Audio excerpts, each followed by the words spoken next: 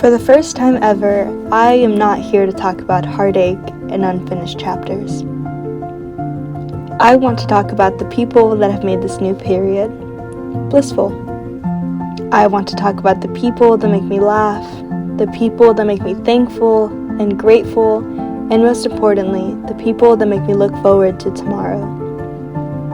I've known a lot of bad, some of which I caused, other that I simply stayed through because it was familiar. But this time, some good sat on the horizon. I woke up with sunlight in my eyes and a smile on my face, and for the first time ever, I didn't feel like drowning. New days brought new beginnings, like a fresh book that's yet to be cracked, like pages that haven't been marked on, like ink that's yet to be spilled. So with my new beginning came a shifted perspective. I thought about all the people I've outgrown, and I felt warm knowing that though I had a past, new people still wanted to know me. The real me, not the smudged ink version of me written in someone else's book. I got to meet new people, a blank page, a fresh start, and at first, I had no idea what to do with it.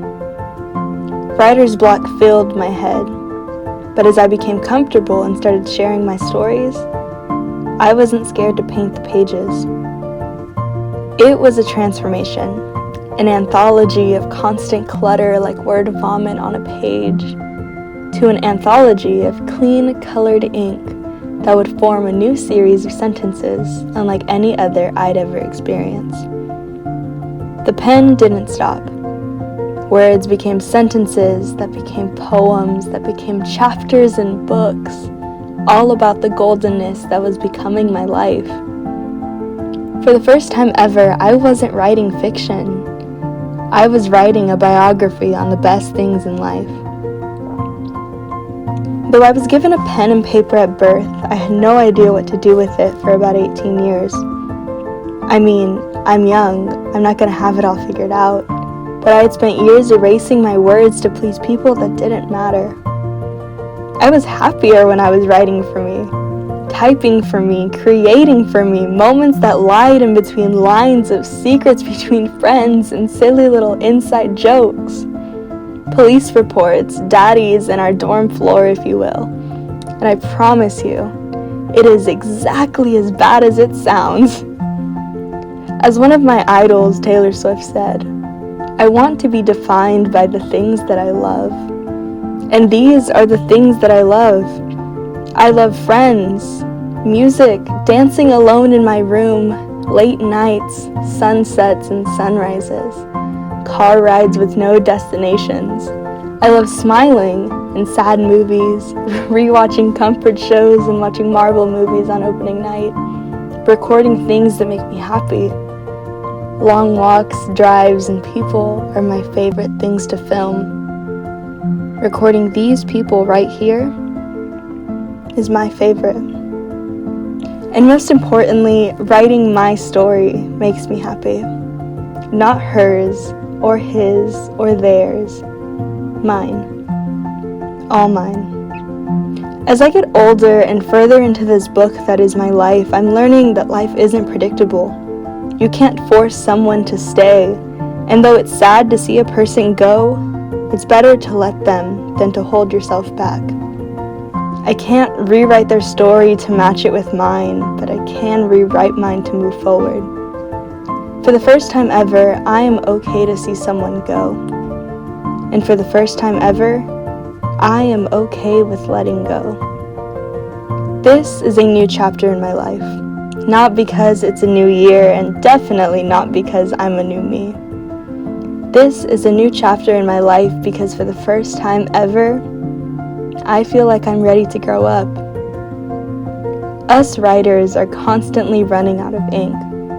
Some pens bleed, others get stuck, some go missing, and some write for miles until they've given their very last drop of ink. And that's what happened. I wrote my last poem, and then I reached for another pen, and now here I am, ready to experience a freedom I've never had before. So here I am, fresh new ink, fresh new journal, fresh new start. And no words come out. And I know that earlier I said I was writing about the good, but if you know anything about me, it's that I'm a mess of contradictory things. Plus, that was the past, and this is now. And in this good moment in time, no words came out. I know, I'm a few minutes in, I have plenty of words, but not the words I'm used to. When I first sat down to write this, I had a million thoughts. But when I put them to the page, they quickly became melancholy. I didn't want another journal to be dipped in sadness. This journal didn't have indentations from my previous writing. Again, a blank canvas, a fresh page. And for the first time ever, no ink flowed. And for the first time ever, I was ready to fight the writer's block instead of succumbing. So I picked up the pen, and I wrote.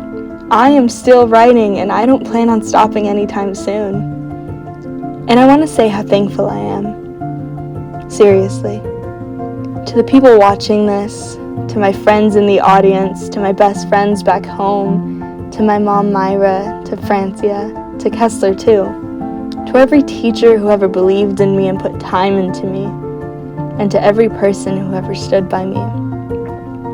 But most importantly, I want to thank the people that I'm growing with. Growing pains are hand cramps when you've held a pen for too long. Growing pains are getting ink on your favorite pair of jeans. Growing pains are learning that you will, in fact, live without them. You can do anything you set your mind to. So to the people I've outgrown, thank you. And to the people I'm still growing into, thank you. Finally, to myself, thank you. Because when things got hard, though you crumbled up pages, threw books across the room, and spilled more tears than ink onto those pages, you still picked up the pen and finished each chapter. I don't know what comes next. I'm writing this story in present time, and it has a million endings that I've yet to decide on. But I do know that this specific chapter of my life has a happy ending. So though I don't have every metaphor picked, analogy plucked, or even every rhyme pulled, I do have a motive placed, and a reason to keep going this time. So that's where I'll start. For the first time ever, I am not quite sure how to describe this chapter of my life. And for the first time ever, I think I'm okay with it. All my love, Janelle Itzed. January 24th, 2022, 10:25 a.m.